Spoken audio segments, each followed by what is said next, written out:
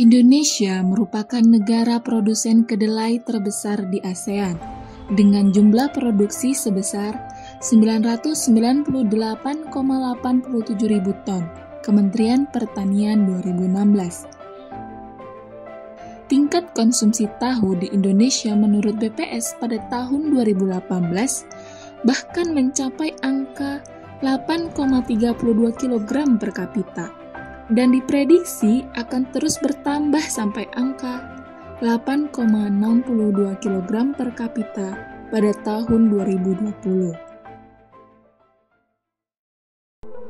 Meningkatnya konsumsi tahu di Indonesia tiap tahunnya meninggalkan masalah yang cukup serius, yaitu limbahnya yang menyebabkan pencemaran air sungai.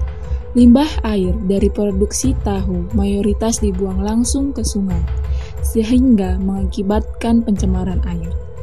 Air limbah tahu memiliki kandungan logam berat seperti timbal, BOD, COD, TSS, dan pH yang tinggi. Muhajir 2013.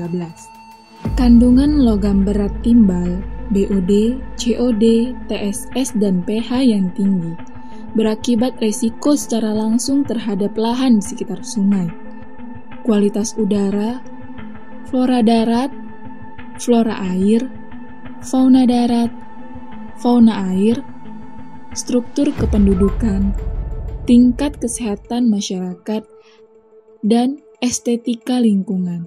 Damayanti DKK 2004.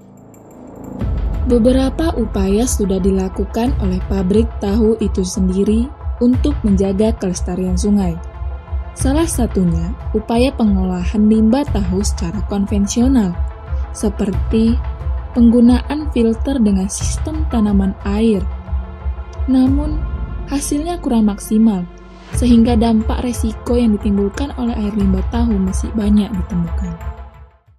Berdasarkan permasalahan tersebut, saya, Cynthia Damayani, bersama teman saya, Deka Setiawan dan Muhammad Anggit Hendrawan, beserta dosen pembimbing kami, Bapak Kadung Prayoga, SPMSC, menawarkan solusi untuk merancang alat floating bin sebagai filtrasi limbah tahu aerob-anaerob berbasis Internet of Things untuk monitoring kualitas air. Floating bin menggunakan batuan dan tanaman hidrofit untuk menyaring benda-benda asing atau sampah yang masuk di tahap awal, serta filter aerob-anaerob yang mampu menghilangkan kekeruhan dan menjernihkan air, dan dapat menghilangkan bermacam-macam senyawa organik yang dapat mencemari air, khususnya limbah tahu. Tahapan anaerob melalui udara hanya mengandalkan media, sedangkan aerob melalui aerasi dan media seperti bahan yang berserat, sehingga lebih efektif dalam proses penyaringan.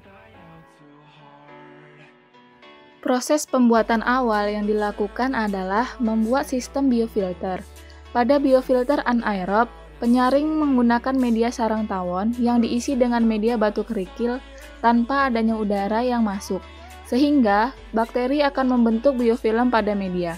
Sedangkan pada biofilter aerob menggunakan sarang tawon dan bahan yang berserat dengan adanya aerasi. Kedua jenis biofilter tersebut akan bekerja secara bertahap untuk memfiltrasi limbah cair. Purwarupa menggunakan bahan dasar tempat sampah. Biofilter yang telah dibuat dimasukkan ke dalam tempat sampah, kemudian antar biofilter diberi sebuah pembatas. Pembatas tersebut berfungsi sebagai pemisah antara biofilter aerob dan biofilter anaerob. Sebagai mekanisme penyerapan air, Purwarupa menggunakan pompa yang diletakkan pada bagian bawah. Pompa ini berguna untuk menghisap air dan meneruskan ke lingkungan. Proses kerja floating bin, air masuk ke dalam sistem floating bin akibat daya serap yang dihasilkan oleh pompa hisap dalam floating bin.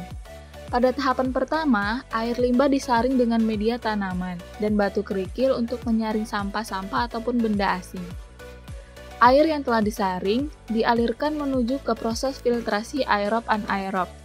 Pada kedua sistem filtrasi ini, terjadi pengolahan air limbah, yakni merubah amonia menjadi nitrit, dan selanjutnya menjadi nitrat, dan akhirnya menjadi gas nitrogen, menghilangkan polutan organik, BOD, COD, menambah oksigen untuk proses aerobik, menghilangkan kelebihan nitrogen dan gas inert lainnya, menghilangkan kekeruhan dan menjernihkan air, serta dapat menghilangkan bermacam-macam senyawa organik. Setelah itu, air hasil pengolahan dialirkan ke lingkungan dengan bantuan pompa. Sistem kerja floating bin ini bersifat siklus atau berulang hingga menghasilkan kondisi air yang diinginkan. Dalam proses mekanisme monitoring kualitas air secara real-time, floating bin menerapkan sistem Internet of Things yang terdiri dari modul Wi-Fi, sensor kualitas air, dan aplikasi Blank. Sensor yang digunakan berfungsi untuk mengidentifikasi parameter kualitas air seperti BOD, COD, pH, dan lain-lain. Output yang dihasilkan sensor diteruskan ke modul Wi-Fi untuk menampilkan hasil sensor melalui aplikasi Blank, sehingga bisa diakses melalui smartphone.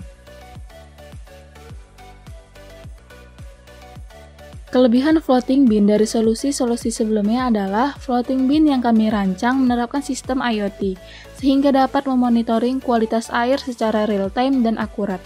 Selain itu, dengan adanya mekanisme filtrasi secara aerob dan anaerob, proses penyaringan cenderung lebih efektif.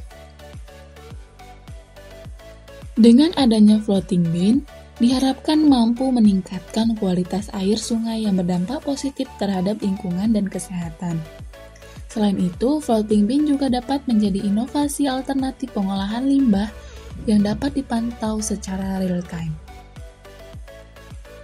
Berikut solusi dan produk karsa cipta yang kami tawarkan untuk meminimalisir dampak limbah pada industri tahu. Kami memohon saran dan masukannya demi perbaikan ke depan. Atas perhatian dan kerjasamanya, kami ucapkan terima kasih. Salam Floating Bin.